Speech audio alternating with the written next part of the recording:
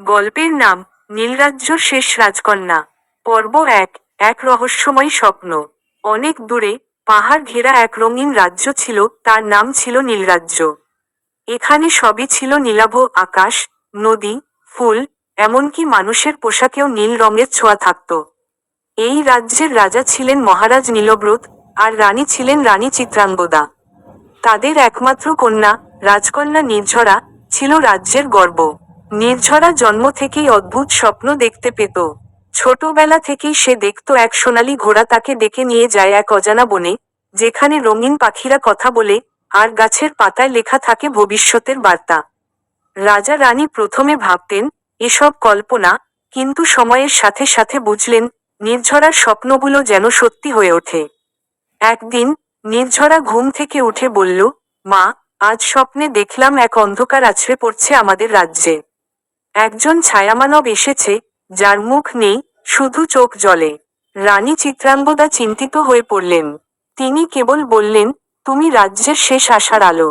কোনো একদিন তোমার এই স্বপ্নই তোমাকে সত্যের পথে নিয়ে যাবে। এদিকে রাজ্যে শুরু হয়েছে অদ্ভুত সব ঘটনা। নদীর জল শুকিয়ে যাচ্ছে, গাছের পাতা ঝরছে অসময়ে, আর মানুষের মুখে ছড়িয়ে পড়ছে গুজব অশুভ ছায়া ফিরে এসেছে। পরের দিন সকালে নির্ঝরা রাজপ্রাসাদের পেছনের বনটায় একা ঘুরতে গেল। হঠাৎ তার চোখে পড়ল একটি ছোট্ট পাথরের মূর্তি, যেটা আগে কখনো দেখেনি। সেই মূর্তির চোখে ছিল সাদা মুক্তোর মতো কিছু, আর গায়ে লেখা ছিল, তুমি একা নও, যারা হারিয়ে গেছে তাদের ডাকে তুমি এগিয়ে যাবে। পর্ব দুই। ছায়ার আগমন। পাথরের মূর্তির সামনে দাঁড়িয়ে নির্ঝরার মন কেমন করে উঠল। সে হাত বাড়িয়ে মূর্তিটাকে ছুতেই হঠাৎ একটা ঝড় বইল আশেপাশে, যেন প্রকৃতি কেঁপে উঠল তার স্পর্শে। এক মুহূর্তেই মূর্তির চোখের সাদা মুক্তোর মতো অংশটা ফেটে গেল, আর তার ভেতর থেকে বেরিয়ে এল একটা ছোট্ট নীল রঙের গোলক। সেই গোলকের মধ্যে জ্বলজ্বল করছিল তিনটা প্রতীকের ছায়া, আগুন, জল, আর ছায়া। নির্ঝরা হতভম্ব। হঠাৎ একটা কণ্ঠস্বর শোনা গেল, কিন্তু কেউ ছিল না আশেপাশে। তুমি জেগে উঠেছ, এখনই সময়, নীলরাজ্যের ভবিষ্যৎ তোমার হাতে। ভয় নয়, কৌতূহলে নির্ঝরা বলল, কে তুমি? কণ্ঠস্বর বলল, আমি এক পাহারাদার। বহু বছর আগে এই রাজ্যে ত্রয়ী শক্তি ছিল, আগুন, জল, আলো। কিন্তু যখন রাজ্যের শেষ রক্ষক হারিয়ে যায়, সেই আলো নিভে যায়। এখন ছায়া ফিরেছে, তাকে রুখতে পারবে শুধু তুমি। নির্ঝরা প্রশ্ন করল, আমি কিভাবে রুখব? আমি তো সাধারণ রাজকন্যা। তুমি নও, তুমি শেষ আলোক বংশের উত্তরাধিকারী। তোমার রক্তেই আছে আলোকে জাগাবার ক্ষমতা। সেই মুহূর্তে গোলকটি নির্ঝরার হাতে গলে গেল। সঙ্গে সঙ্গেই সে দেখতে পেল নিজের চারপাশে রং বদলাতে শুরু করল, বনটাও যেন বদলে গেল। পাখিরা থেমে গেল, হাওয়া থেমে গেল, আর দূর থেকে দেখা গেল কালো মেঘ জমছে রাজপ্রাসাদের মাথার উপর। রাজসভায় শঙ্কা। রাজা নীলব্রত ইতিমধ্যেই রাজ্য জুড়ে অদ্ভুত ঘটনা নিয়ে সভা ডেকেছেন। প্রধান পুরোহিত বলল, মহারাজ, কাল রাত্রির যজ্ঞ শুরু করতে হবে।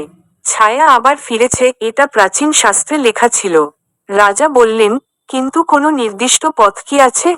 পুরোহিত বললেন, শুধু আলো বংশের উত্তরসূরি পারবে তাকে রুখতে। কিন্তু সেই বংশ তো বহু বছর আগেই শেষ হয়ে গেছে। ঠিক সেই সময় সভাঘরে প্রবেশ করল নির্ঝরা। তার মুখে দৃঢ়তা, চোখে আগুনের মতো আলো। সে বলল, না, শেষ হয়নি। আমি সেই বংশেরই সন্তান। আমি প্রস্তুত। সভাঘরে নিস্তব্ধতা নেমে এল। পর্ব তিন। তিন রক্ষাকবচের সন্ধানে।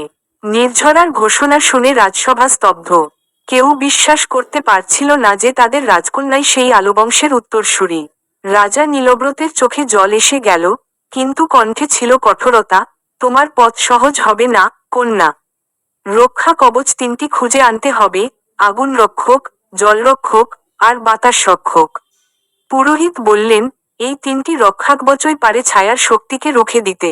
তবে তারা লুকিয়ে আছে তিন ভিন্ন জায়গায়, আগ্নেয়গিরি, নীলপাহাড় আর আকাশ মন্দিরে। এসব জায়গা সাধারণ মানুষ তো দূরের কথা, রাজপরিবারের কেউও জীবনে পা রাখেনি। নির্ঝরা দৃঢ়ভাবে বলল, আমি যাব। আমি ওদের খুঁজে বের করব। কারণ এ আমার দায়িত্ব, আর ভালোবাসা, নীলরাজ্য আমার প্রাণ। রাতের গোপন প্রস্তুতি। রাতে নির্ঝরা প্রাসাদের গোপন সিঁড়ি বেয়ে চলে গেল রানী চিত্রাঙ্গদার কাছে।